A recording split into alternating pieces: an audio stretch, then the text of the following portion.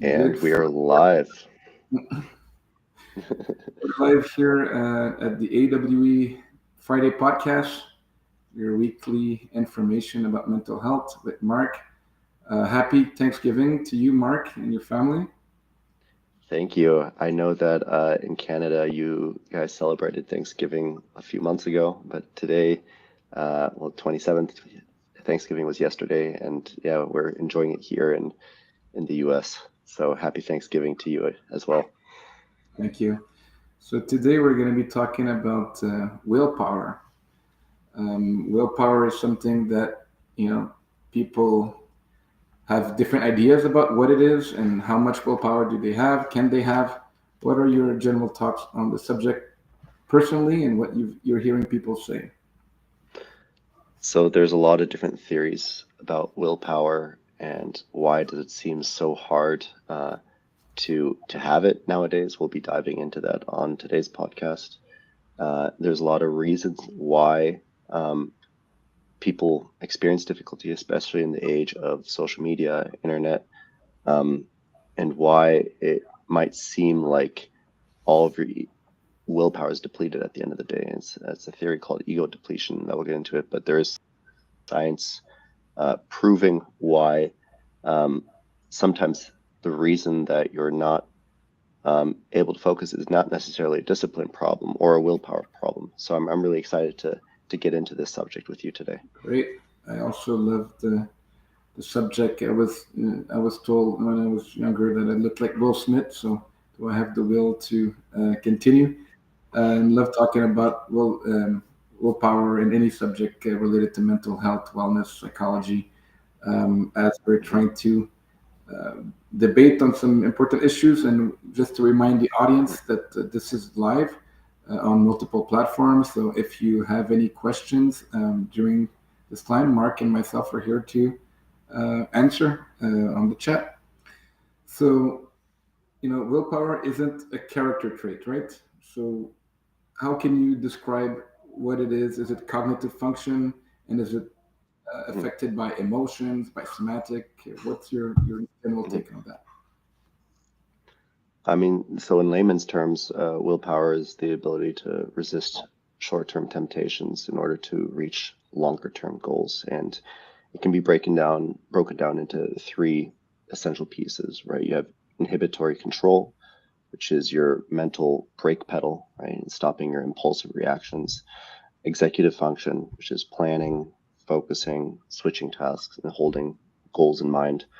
And then you have your motivation and beliefs, right? So whether we feel a goal is meaningful and whether we believe our willpower is limited or renewable. So if you believe that you have unlimited willpower, it could cause an influence on those first two pieces that we mentioned before.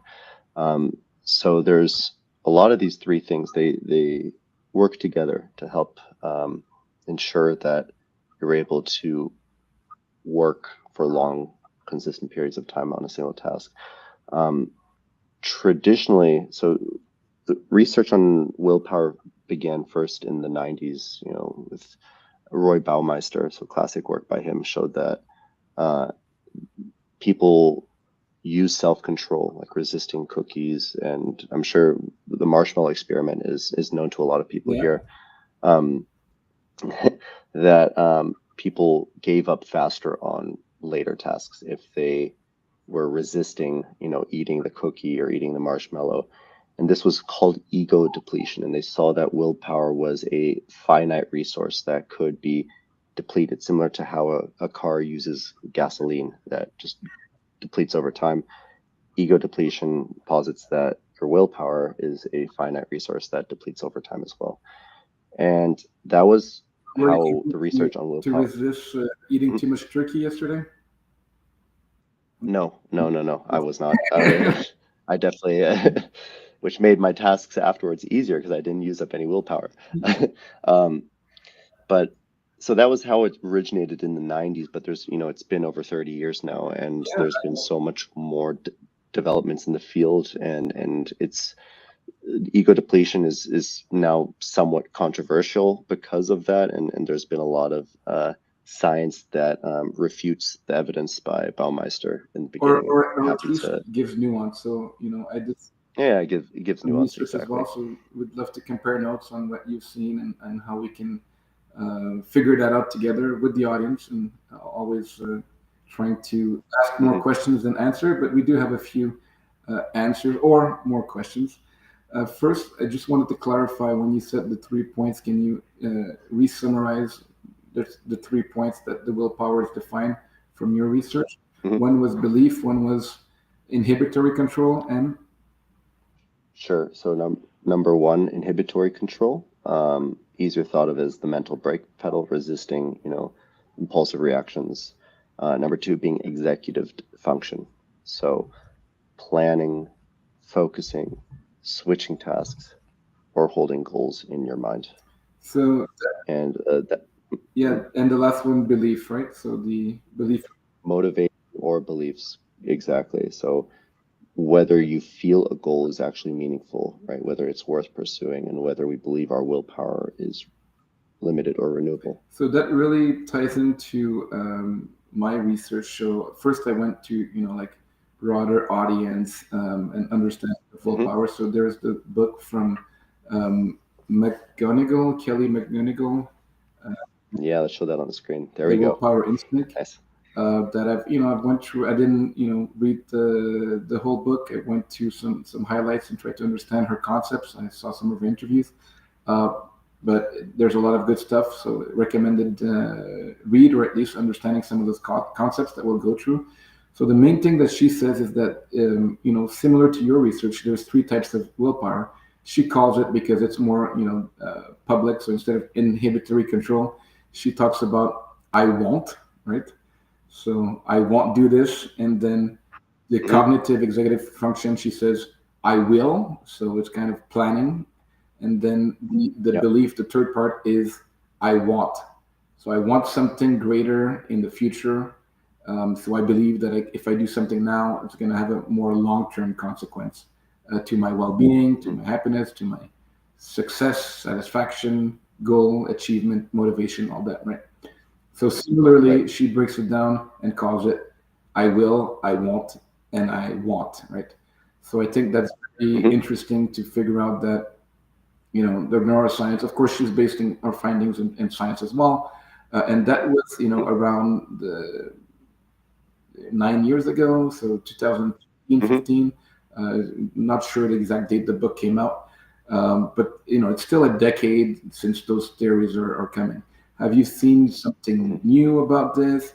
And have you seen examples in your patients and clients?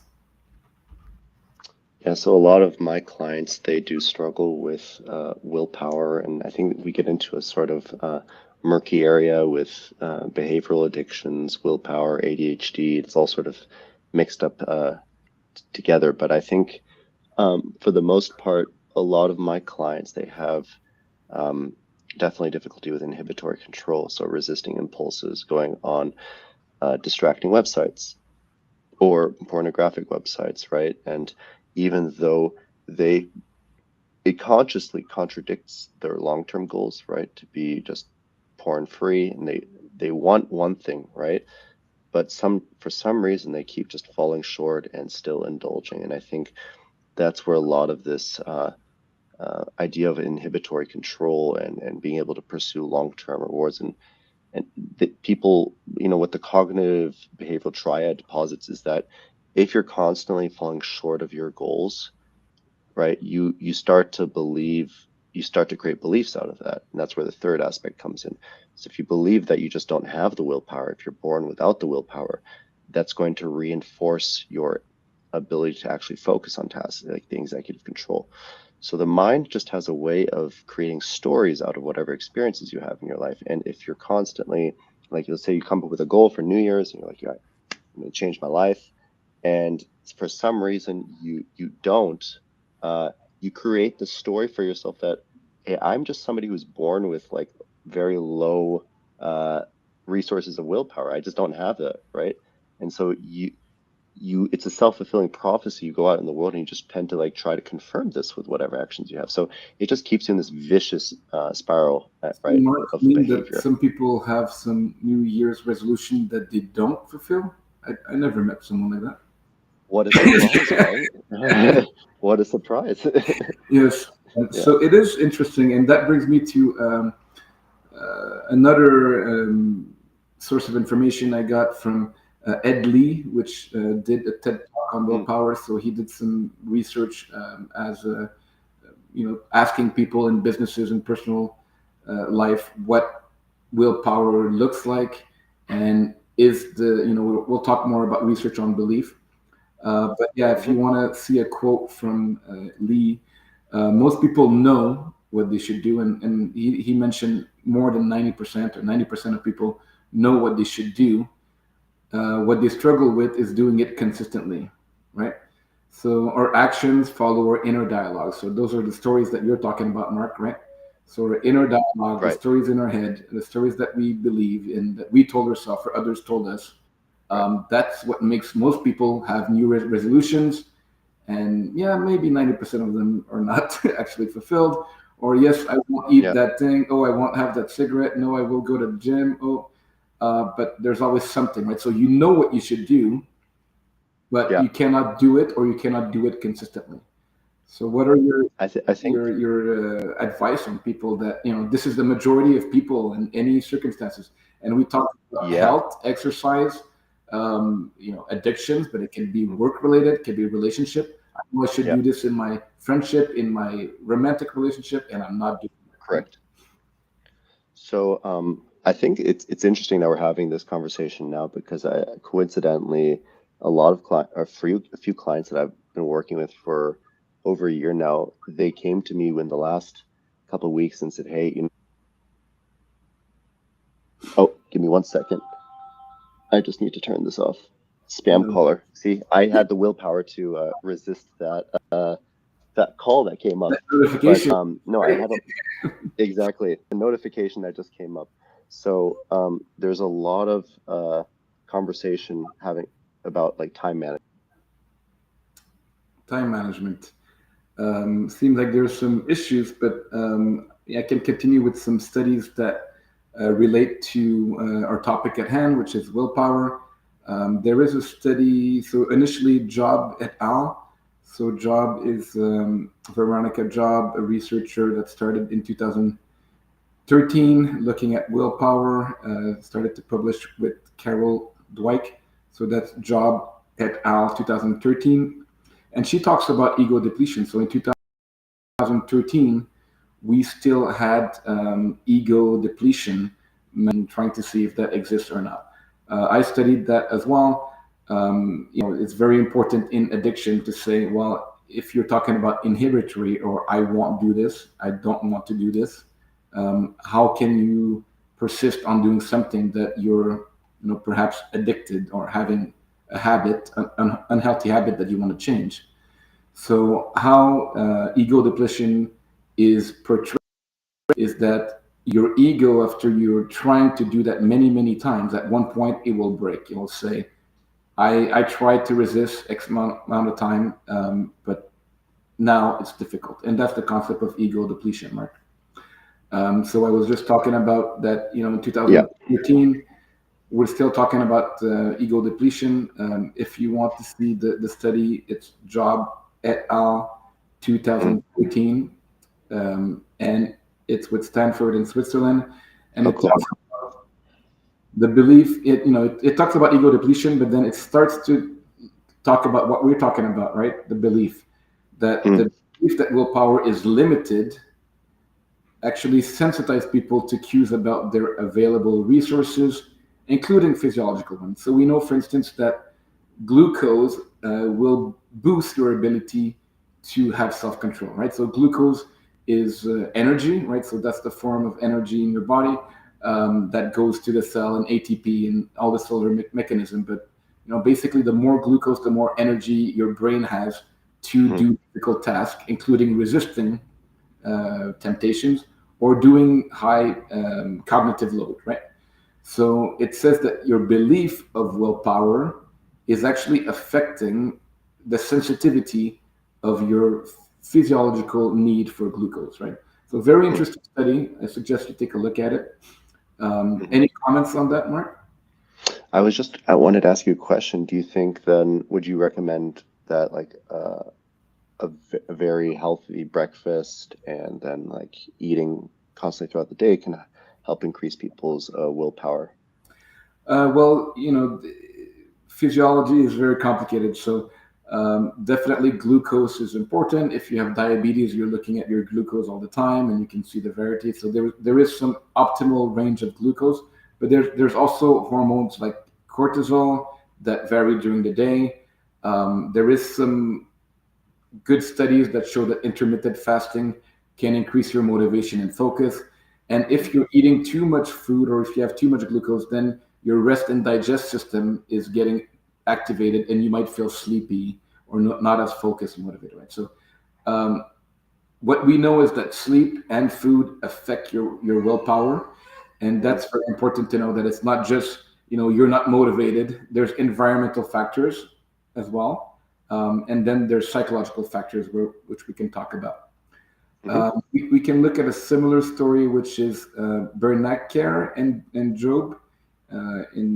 So that was Switzerland study 2015, and they looked at again beliefs, right? Beliefs about willpower affects the demands of the previous day, right? So if you had a lot of demands, so you're physically and mentally drained or ego depletion, is that affected by beliefs? And yes, it is, right? Hmm. So that's very important to know that you have resources to self-regulate, to have inhibitory control to the things you don't want to do, and to have energy to do the things that you want to do. But your beliefs about that really affects what you can do on a day-to-day basis. And there's other studies that show on a longer term basis as well. Very interesting. I, I think there is a lot of debate about this ego depletion hypothesis, and I think everyone can agree on this that self-control gets harder when you're tired, when you're stressed, perhaps when you haven't eaten, or when you're bombarded with temptations, right? Which is all too present in the age of social media. And our phones do all three of those things, right? Tired, stressed, and bombarded with temptations Yep. at once. Right? And that's why it can seem much harder to actually get things done nowadays than it was before. And add on top of that, that you're competing with AI, which doesn't suffer from any of these things in a lot of different areas if you're trying to work on your computer, right? And I think there's a reason why expected of us. So yeah, willpower is affected by distractions. So we are, definitely aware that um, your mood can change by using devices. People are more anxious using smartphones and technology in general. They have more depressive symptoms, and so that mood affects your ability to control your emotions, to control your thoughts towards a goal, which is the I want, right? So first of all, people have difficulty to know what they want. They think they want something, but they cannot project themselves in the long term. And one of the interesting tricks to help yourself have longer term goals is that in general, people are much more able to imagine themselves or remember themselves in the past. Yet it's more difficult for them to imagine themselves in 5 or 10 years. And yes, you want your future self to be happier, healthier. But if someone, would say, well, don't eat this junk food because it's going to affect your cardiovascular, or don't have that cigarette, or don't be isolated, or don't watch your screen so much because your eyes are going to be bad, your sleep is going to be bad, you're going to age and die faster. People cannot imagine that because 5 and 10 years is like a future self. It's like a stranger to them, right? So they're saying, well, why would I do something right now that may or may not affect someone in the future, right? So they're thinking that it's maybe not worth it, and that want the future long term is very difficult to reach. One of the trick to do is to like start to be friends with your future self, because everything that we have is a story. So we really want to have this ability to, imagine ourselves in a positive future and make some actions today as if that person is alive now, right? So there's some tricks that some people say, well, look at yourself in the mirror and imagine an older self, or write stories about your older self, or even trying to see your older self as a memory, right? Because we can remember ourselves 5 years ago or 10 years ago, but our future self is not a real memory. But if we want to trick our brain, we can actually try to tell it that this future beautiful, powerful, healthy, successful person that we want to be exists, and it's almost like a memory. So that's one of the tricks. Mark, welcome back. I think the internet really doesn't want us to solve willpower, and it keeps sabotaging the internet connection. So I apologize about that. And I think people really want to understand is, first of all, why is it willpower so much harder in the age of social media? And I would say that it's not because people have become weaker. I think that the environment has changed in such a way that makes willpower seem much more difficult than it was before. And there's essentially four attacks on self-control nowadays.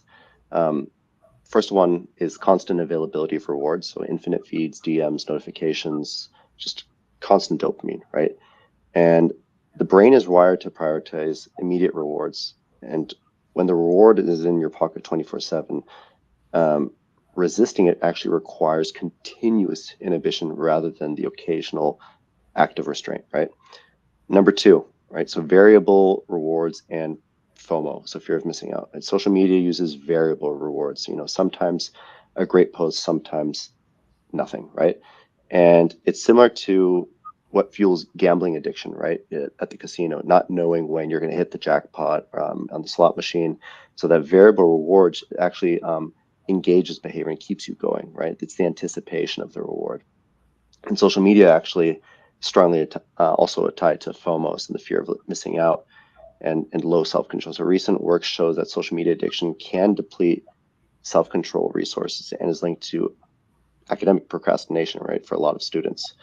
Um, Number three, there's a third point, cognitive load and brain drain. So even when you're not using your phone, its mere presence can occupy mental resources.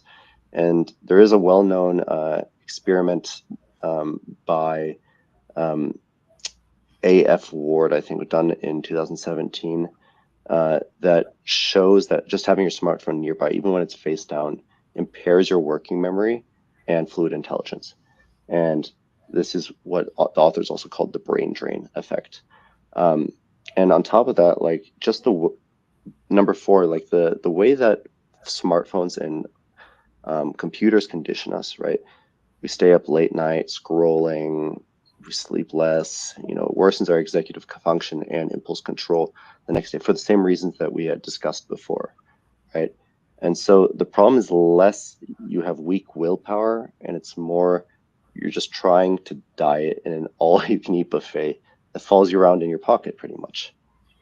So for those 4 points, it's it's not that you're getting behind or that you're weak. It's that um, the environment is built in a certain way that just makes it so much harder to win nowadays.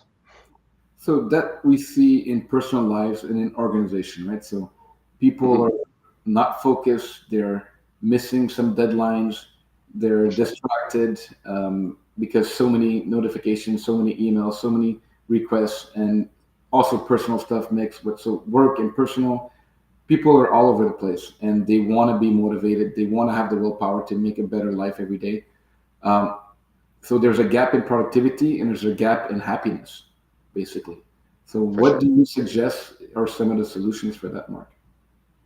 I think we alluded to a few before, but when we talk about it's easy to say just get better sleep. Well, I think making it more difficult to use your smartphone in the night, putting on some active controls, blocks on your phone, perhaps putting it in like a box where you can't access it anymore. You have to, I think people understand a lot of things they need to do it. They just have a hard time reinforcing it. Um, Another one is there's certain devices out there on the market. I know that we uh, do the subtle plug every week, but really the AWE smartphone uses operant conditioning and rewards to help you rewire your brain in a way that you're actually engaging in good behaviors. It rewards you for doing good things rather than just doom scrolling and binging on content, so that you're actually getting after the long-term goals that you have and not indulging in short-term gratifications. Super useful for children. If you're watching this, you have a child, get one of these smarter phones and just give it to your child, and you'll see that the learning, the ability to focus long-term on tasks is going to just increase tremendously. So that would be the second thing. The And then, smartphones do that, and you've seen some children that have ability to focus, ability to read. I was talking to some professors in the U.S. and in Canada, saying that basically teenagers cannot read anymore. Like it's getting to that yeah, point. it's sad. It's crazy, isn't it? Right? That's just, um, isn't it funny that we nowadays we use reading as a way to, like, reading used to be like, oh, you're such a nerd, you read, but nowadays like we use it to virtue signal as a way to like show like, look how good I can focus, look how good my willpower and self-control is. Like I'm reading an hour a day books. I've read this many books this year, and people are like, oh, it's like it's the cognitive equivalent of driving a fancy car, right? Yeah, It's like, look how much I'm reading, right? And people are like, wow, because I think people praise you nowadays almost for your ability to focus. It's like, look, I built an online business. Look, I work for 12 hours today. It's like, look how much willpower and self-control I have. And so it's just I think it's so much praise because we've subtly acknowledged how difficult it is to focus in the first place in today's environment. well, sorry I cut you off. You had some more, ideas, but I also wanted to add to kind of the solutions, which is like purpose, right? So how do we regain willpower in this distracting world? Is by kind of having tools and people and perhaps environment, but also like resources to help you regain focus. We um, talked about AI. We'll talk about AI. We have a special guest next week on Tuesday, a special Yep. Tuesday guest that you'll hear from very soon, Candice. And we talked about AI in terms of, so what is AI doing right now? It's helping people for companionship because they're lonely. It's helping Hmm. them for therapy because therapy is expensive and they want better mental health, but they cannot access it, or it's either expensive or you have a waiting list for weeks, as we talked with Dr. Matika, sorry. And then we are also having this third new wave, new reason why people are using AI now in 2025 is to find purpose, right? So they're not finding purpose in social media. They're not finding purpose in real life. So they're asking an artificial intelligence about their Hmm. meaning and purpose in life. And Yep. so, of course, they're going to be distracted because they don't have the ability to go to a long term goal because they don't even have a goal to go to. They don't have a Yeah. goal. My my dream guest for this podcast is actually somebody who's close to where you are. You're familiar with John Vervaeke at the University of Toronto. Yeah, of He course. he write yeah, he writes about the meaning crisis, right? Why we have this meaning crisis, and I think a lot of it used to be that we get a lot of our meaning is derived from the utility, the value that we offer to society, and so like you would be in a small community as a blacksmith, and people would come to you, and or you would have some sort of role, right, in society. And I think nowadays many people in the online space who are remote workers or um, just people who feel like their work is not very meaningful, right? They're just doing Excel spreadsheets all day, providing shareholder value, and no long. It's just about paying the bills and being able to pay for their Netflix subscription. And I think that's not the only reason, but it's one of the reasons I think that people have just lost a lot of the meaning in society nowadays. So, Well, I'm um, actually writing a blog post about this for us, which talks about Vervaeke's ideas on the crisis of meaning, and there is a lot still of debate on how AI should be used, or we talked about last time how it can cause psychosis. But again, mhm, we're tech neutral. We're not against or for tech. We just want to use tech for good. And we have created an AI which is really in its beta testing phase. But yeah, just this week, we released our AI on the website, and it is infused with some guardrails, with some safety mechanism, which will guide you to a human when you need to, which will not pretend that he's your best friend, but that can give some advice. And because we know that the one of the biggest use cases to ask for purpose to AI, but the regular AIs don't have this information. But we mhm, infused our AI with this information that will be helpful to help people not give them meaning, but help them find meaning themselves and purpose, right? So we have some of the yeah, information that come from wisdom tradition and philosophy and science-based information about purpose and meaning and how that relates to happiness and well-being. And that mhm, will be an integral part of how we can mhm, help people have better digital wellness and well-being in general. yeah. And one point I wanted to mention regarding the time management piece, um, what I use with my clients, to help them with their time management is a system that I adopted from Tony Robbins, actually called RPM. So it stands for Result, Purpose, Massive Action Plan. Yeah. It's a simple way of finding out, what specific outcome would you like to achieve within this hour, within this week, within this year, and what's the purpose behind it? That's that emotional component. Why is this important to you? Why do you want to actually achieve this outcome? And I think that's what a lot of people struggle with, right? When they get started on a task and they don't finish it, perhaps that emotional component is not salient enough for them, or they just forget about it, or they just indulge in some sort of instant gratification, right, on the web. And I think reminding yourself why you're doing the thing, right? I had a client this morning and he was telling me, I need to get this diving certification because I want to become like a diving engineer somewhere in the world. And I said, okay, why is this important to you? He said, well, like I'm just really unhappy with my current job and just looking at PDF documents all day, and it's just not fulfilling. And I said, do you believe that there's a fulfilling job out there for you? And he said, I think there could be, but I'm not really sure. And I said, well, there's only one way to find out, right? You Mhm. have to do this thing because you believe that there's perhaps a more fulfilling job or career out there for you. And that has to be salient enough. That has to be the real emotional juice that gets you going and motivates you to do this task, this goal. And then you have to think of all the massive action plan is think of all the tasks that you'd have to do in order to achieve that specific outcome, right? And yeah, just that social media saps the life out of that. It makes it so much more difficult to actually do those tasks. So we talked about like the emotional, the lack of purpose. Can you talk a bit about the cognitive load, like Mhm. literally being bombarded? Like, what's the cost of that? That you don't find calm and reset in your life, in your day, and you're just from waking up, notifications to going to sleep. Yeah. So this is something A.F. Ward was talking about in his study in 2017 as well, is that even when you're not using the phone, the mere presence of the phone occupies mental resources.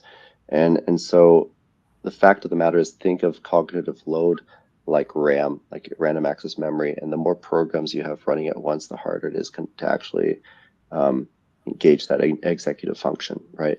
So you have That's all these with your computer, too much RAM, and then you got disconnected. sorry, I was just saying that RAM, think of cognitive load as random access memory on the computer. So you have a certain number of tasks that you can do at once, right? And the reality is that you can only monotask, right? You can't multitask. And so the more things you have on your mind, the more it's occupying more of your mental resources, and the harder it's going to actually be to engage on that one task at once, right? So the fact of the matter is that the environment is conditioning us in a way that we're being bombarded with different tasks and stimuli, and that's making it much harder for us to actually focus on one task. Yes, I had that, but thanks for repeating for the audience. I was just making a joke that your RAM crashed. That's why. Oh, Yeah. haha, okay. But Okay. I will make a difference that the RAM in the computer actually can be expanded, and you can do multitasking in a computer. Mhm, Maybe some people will tell you that your brain can be expanded, but we cannot do that yet. Maybe in the future, but for mhm. the moment, you cannot expand your brain very much. So Not basically, yet. there's a lot of studies, not a lot, but quite a few studies that show that multitasking is a myth. It doesn't really exist. You're just Mhm, doing task switching all the time, very quickly, and that takes more energy than being focused on one task. And it mhm. is true that you can do many things like walking and chewing bubble gum, or all the things that you like they say multitasking is. But most of them is actually that it's a habit that you know how to walk already, or you know how to chew bubble gum, and you can do a few things at the same time. But those are kind of unconscious. Like what we talk Yeah. about multitasking is a task that using your cognitive lobe, which is your prefrontal or central executive network, and that can only Mhm, be done once at a time. yeah. I just wanted to perhaps cite a few studies for a moment that really confirm the points that we're making. So there was a study by Hartanto, and et al. And colleagues in 2016 that found that higher levels of smartphone addiction were actually associated with poor inhibitory control and self-regulation on cognitive tests. So in the study, people who scored higher on smartphone addiction tests showed worse impulse control on lab tasks. So their mental brake pedal, right, the one that I was alluding to before, it actually just didn't work at all.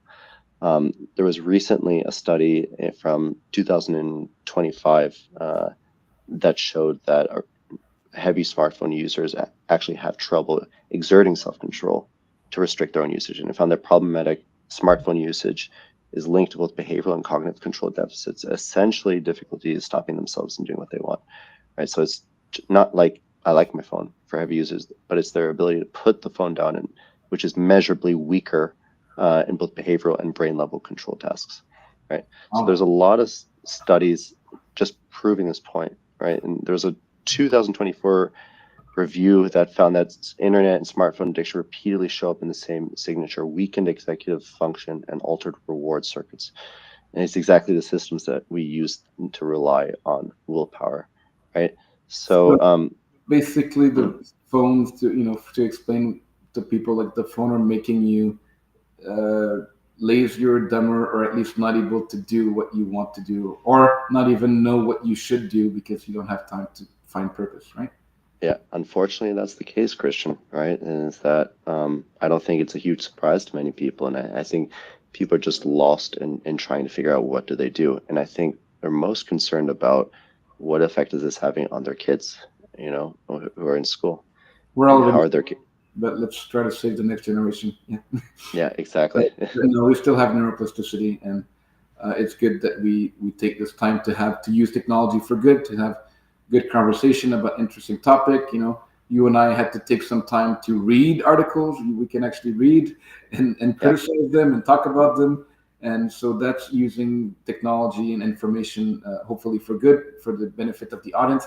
Once again, if you are interested about the subject and you're live and you have questions, feel free to pop them in. We'll see what we can do to answer them. Hmm. Um, can you tell me a little bit more about, like, perhaps you talked about your diving engineer case. Is Hmm. there other real stories that might be relevant and relatable to the Yeah. audience in terms of real power? Well, I'm not sure how relatable, but I do have one client I helped with his time management piece last week, and he has a pornography addiction, right? And he actually changed the password on his Wi-Fi router, right, so that he's not able to access these porn sites anymore. Right? He configured it in some way that he just doesn't have access to the sites anymore. And sometimes you have to remove willpower from the equation to get the result that you want. You have to build commitment devices that prohibit you from accessing these sites in general, right? And he's also a remote worker at home all day and just had trouble actually getting stuff done and feeling like he's not doing anything. And I created this, I helped him explore the system, RPM, and figure out what it is he actually wants and schedule time that he wants to do it, and then check in with him at that time, right? That sort of accountability piece perhaps is not sustainable in the long run, but it helps. Just to be clear, so you're saying that some remote workers are at home and not working? Yeah, right. Oh, Actually, it's funny on that subject. I saw this product on Amazon once, which is uh, it's basically it's a mouse mover. So it's a USB stick that you put in your computer and it just moves the mouse on the screen. And the purpose that is you're to make working? yeah. Well, to basically so your screen doesn't shut off. So if you're on Slack and you don't want to go in idle mode, you want to seem like you're online, you can buy the mouse mover. And this thing had over 14,000 reviews on Amazon, right? So the whole economy, the whole world is powered by people who are pretending to work who aren't actually working, a large part of it, right? And that was just crazy to me, right? To see that so many people are buying this thing because so many people perhaps are just dealing with the same problems, right? Or they're just going to the gym, or they're just watching TV, or they're just doing everything except for working, but they want to seem like they're online, right? And the problem is that nice in the short term, but over the long term, this has a detrimental impact on your career, right, and your career development if you just constantly just skipping out on important responsibilities. Personally, it has, and then organizationally, right? There's so many companies that X amount percentage of their workforce could be up to 25% of their workforce are not motivated, Yeah, or not working, or calling in sick, or not sick but not really there, or yeah, not getting the assignment deadlines on time, or not motivated, and are not communicating with the other. So one bad employee or bad apple affects the rest of the group. So then it gets worse and yeah, worse.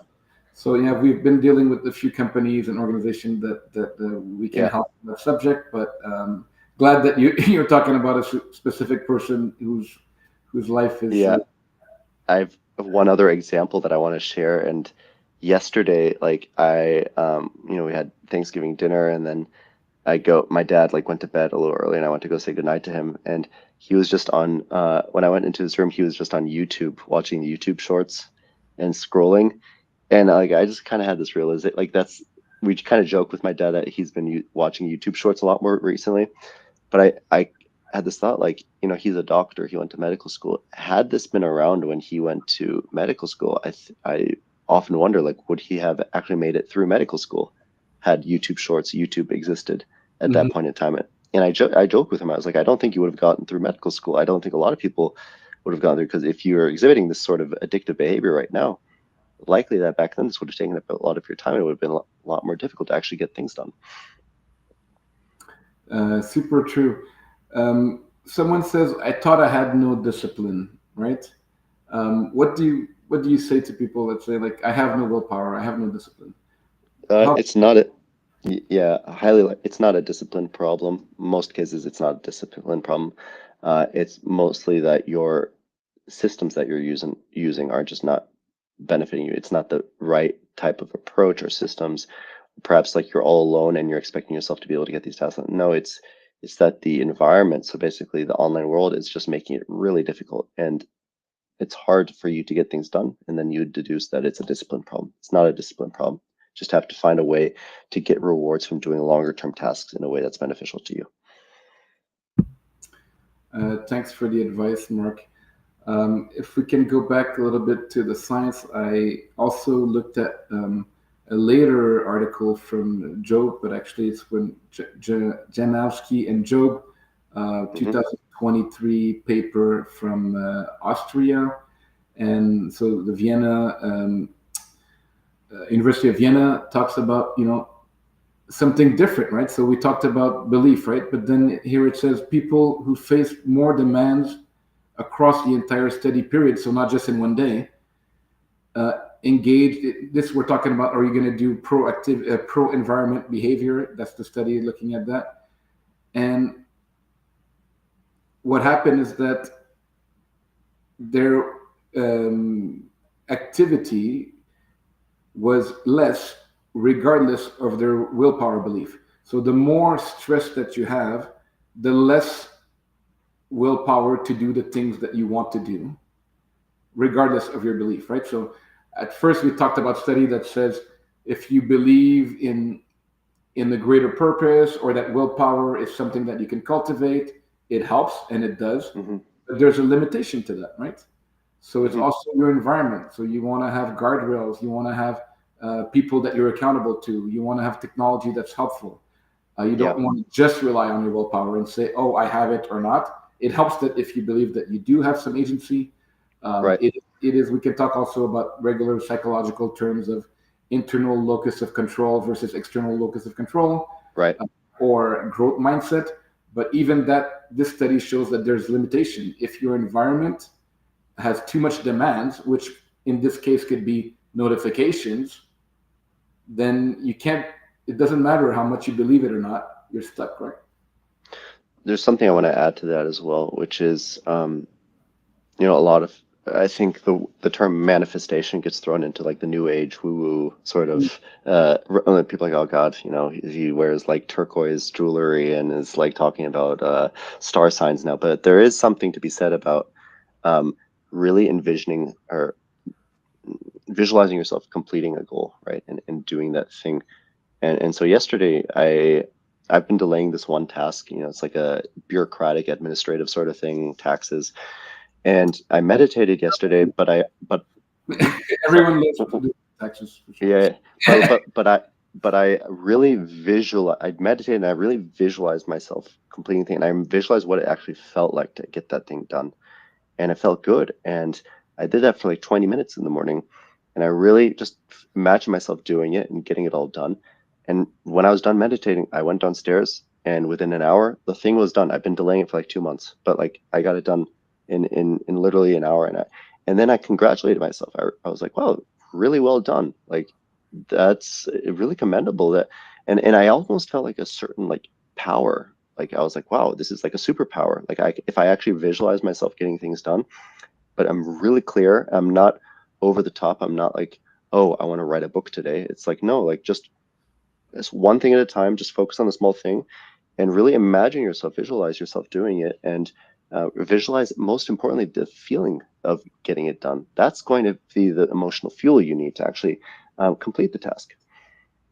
That's great insight. And I was talking about visualizing yourself in the future. So it can be in 5, 10 years, but it can also Yeah, be 5 minutes or 5 hours, right? So that ability for us to give a clear goal and to say what we talked about, the I want part of the willpower, not I won't, but I want to be that person that feels good, yeah, right?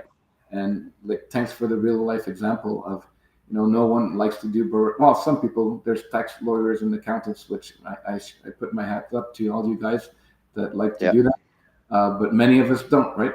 So that's like, or whatever menial tasks or tough tasks that you don't like, Mm, that you've been procrastinating.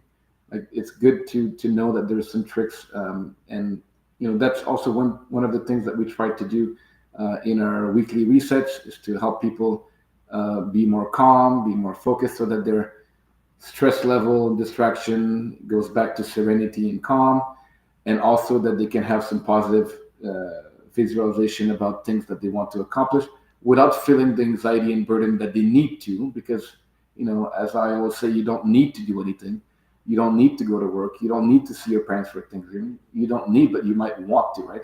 But once you understand that it's not the need, and that it's the, okay, I choose with intention to do that, things become better. absolutely. And that comes back to a lot of the beliefs that you create from yourself about your own ability to get the things done and your power to complete things. And I think it's all just tied together. It's if you don't do things, then you deduce that something's broken about you, and not necessarily. It's that attention is just a valuable commodity nowadays, and it's being taken away from you, and then you think, okay, well, I just have ADHD. I'm just not able to focus. I'm just not able to do anything. And then if you believe it, yeah, then it becomes true if you really believe it. So in our resets in my books about happiness, and now in our company's philosophy, we have those concepts of seven Hmm. C's and four A's, and one of the A's is acceptance, right? So Hmm. when we're talking about willpower, I want to make sure that anyone here comes up with this discussion that it's not a thing about blaming or shaming or I cannot do that. Accept that you didn't do that thing, and then be aware of it, and then start doing something. And it's not about fighting your will. We don't want you to always be in that inhibitory mode because Right. that you have ego depletion or not, depend on the environment, depend on many things. But if you can understand that to have a awe experience, which we try to give in our research, to have an understanding of purpose will increase your chance of doing that. And then it becomes effortless. It's not something that you have to fight. Like you just mentioned your experience. It was much easier because you had meditated before and you had thought about it. And how was Right. it to actually do the taxes? Was it as bad as you thought? No, no, I actually got into like a flow state and actually I enjoyed it. It was fun, right? It's just that when you think about this long list of tasks you do, you get overwhelmed and you want to run away from that feeling and it feels uncomfortable. And I get it. Makes sense. Like it's much easier to just watch a YouTube video and do something that feels good right now, but it's just going to leave you with a bad taste in your mouth afterwards. Well, for anyone watching us on YouTube, hope that you're not binge watching Yeah. some podcasts, but hope this one is useful. Yeah. It's at the top of the hour, so and holiday-ish in the U.S., so we won't keep you too long, Mark. Although we can talk about this in any subject for hours, as you know. Hmm. So, questions from the audience, or some closing thought on biology, neuroscience, and psychology. What would you want to share with the audience?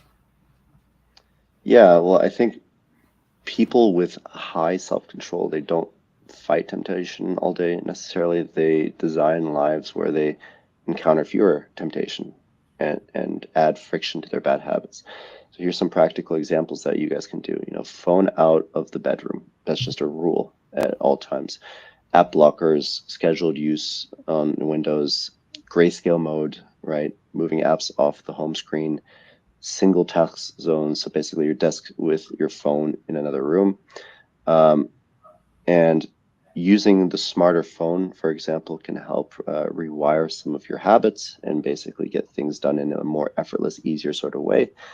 And um, basically, what it all comes down to is that willpower is like the emergency brake and not the steering wheel, right? And if you're pulling through on this emergency brake all day, something might seem wrong with the car or the road, not just with you necessarily. Um, so try to design your environment in a way that is benefiting you, not where the environment is taking advantage of you. So, in a fast world, finding that calm that allows us to have this environment of kind of safety and peace and meaning and purpose to go back to do the activities that might initially take more of our willpower, of our cognitive resources. Um, what are some of the ways that we can find more calm in our life? We talked about the reset. We can have like daily breaks, but and we know from the science that like 22 minutes is a good time. 22 to 25 Yeah. minutes is time to reset your nervous system. But also, how about the cognitive loads? Um, what? How can we give people the best chance to have the will and the power to do what they want? Yeah. I What mean, they really want, not what they desire in the moment, or because they're avoiding or fearful. Yeah. I would start with the daily meditation practice, 10 minutes, just becoming aware of any thoughts, impulses that go through your mind, acknowledging them and learning not to react to them, right? Just in an observational sort of way. So again, that's if you have never meditated before, try coming to one of our resets Tuesdays at 9 a.m. Eastern time with me, and then Thursdays at 12 p.m., so noon Eastern time with Christian. And that can give you a very good introduction to learning to master your impulses and executive function and all of these things that we just talked about. Yeah, we do more than meditation because meditation is boring, as you know. So Yeah, come and join us, and we'll try to give you something a little bit different, which includes meditation and mindfulness, but not only that. for sure. So for the audience, if you come up with some answers from some of your questions that you had, great. But we always leave you with more questions than answer. So maybe a few things that you can think about this week. Where do you feel that you should have more discipline or more willpower? Hmm. And like try to figure out what is it? Is it making your task? Is it making your bed, your Hmm. taxes, or your task, whichever that is, or doing your courses because you want a diploma, or your course because you want to dive? What is it? Or making that difficult, having that difficult conversation with your loved one, Hmm. um, right? Positive or negative, or there's no positive or negative, but whatever your perception of it is, what the story you're telling about it, the conversation that you need to have. Are you procrastinating? Is it work related? Whatever it is, at least try to identify what are the pain points, right? And then like habits, they're there for a reason. They were useful at some time. So can you also figure out what some of the habits that you would like to change that might have served you in the past, but maybe not serve you now? And what would what type of motivation would help you shift from one habit to another? So at least if you can identify, what's something that would maybe, if a little bit of training and coaching, I could use this to go from there to there, right? Any other thoughts, Mark? No, I think we covered a lot of territory today, and I think it's a lot for people to think about. And it's a good topic to talk about the day after Thanksgiving with all the pies and food that people have available. Maybe they can exercise some willpower and try to resist some of the leftovers that they see today. Great. Well, hopefully we'll see each other next. No, next week we have two podcasts. One special Yep, guest Tuesday after your reset. So please, guys, correct. go to Mark's reset on Tuesday morning, and then afternoon Eastern time we'll have the special podcast guest, and see you regulars on next Friday. Have a beautiful weekend. Always nice to talk to you, Mark. Like very interesting conversation. The topic is why AI can't replace therapy, with special guest Candace Thompson, who just released this week at TEDx on this subject, and Hmm. who's using us in between going to do some keynote speaking in Hawaii, which we will hopefully. I'd love to return. We both went to Hawaii, but we'd love to Hmm. return and see our Hawaiian folks, and maybe get some beach time when we're there. So, any last remark, Mark? No last remarks. I hope everyone learned something from this podcast and you're able to apply it as well to make sure that you get tasks done and have some more willpower as well. Keep letting us know how it's useful. Reach out to us directly through LinkedIn or through Hmm. our website, awedigitalwellness.com. See you guys. All right. And check out our new chatbot if you want to see Lumi. if it can help your willpower. Let us know. Yeah, our chatbot, we just baptized the chatbot today, Lumi. So see you guys soon and let us know.